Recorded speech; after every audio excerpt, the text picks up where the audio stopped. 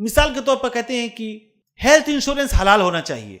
ابھی تو اس کے بغیر علاج کرانا بہت مشکل ہے, علاج ہو نہیں سکتا, علاج بہت مہنگا کاسٹلی ہو گیا ہے.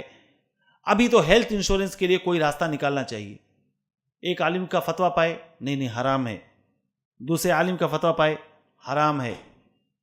پھر کوئی اور عالم ملے تو انہوں نے تھوڑی سی نرمی دکھائی اور کسی ایسے عالم کا سو کالڈ عالم کا فتویٰ بتایا اور اس کا ریفرنس دیا جنہوں نے کہا کہ ہاں آپ ایسے ملک میں رہتے ہیں, آپ کے لیے یہاں پہ جائز ہے.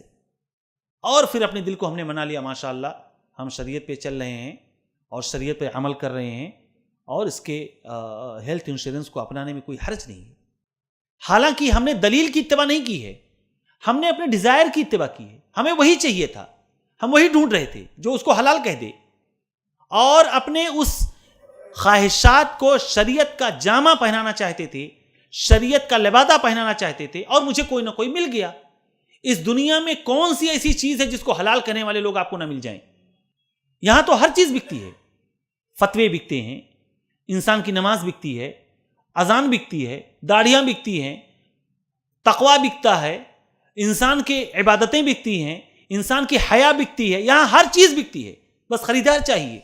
ہر قسم کے فتوے دینے والے لوگ آپ کو مل جائیں گے. کوئی بردر کے نام پہ فتویٰ دے گا, کوئی عالم کے نام پر فتویٰ دے گا, کوئی متعلم کے نام پر فتویٰ دے گا, اور کوئی کسی نام سے فتویٰ دے گا.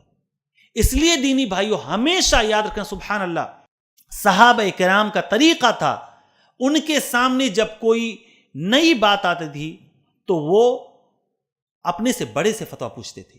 ابو موسیٰ اشعری رضی اللہ تعالی عنہ نے اپنے سامنے ایک بدعت ہوتے ہوئے دیکھا, کوئی حکم نہیں لگایا, بھاگے ہوئے عبداللہ بن مسعود کے پاس آئے. کیوں؟ اس لیے کہ بڑے صحابی ہیں, جلیل القدر صحابی ہیں, اللہ کے نبی نے ان کے علم کی گواہی دی ہے. بھاگے بھاگے آئے, بتایا کہ ایسا ایسا مسجد میں ہو رہا ہے, اور چل کے دیکھیے لوگ کیا کر رہے ہیں.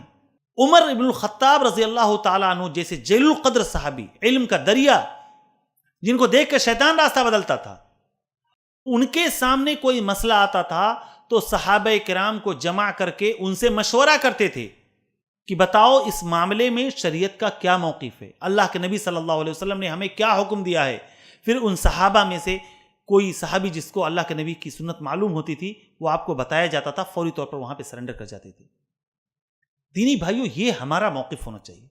اگر ہم شریعت کے انڈر میں نہیں رہیں گے, شریعت کے کنٹرول میں نہیں رہیں گے, تو شیطان ہمیں اچک لے جائے گا, شیطان ہمیں اچک لے جائے گا.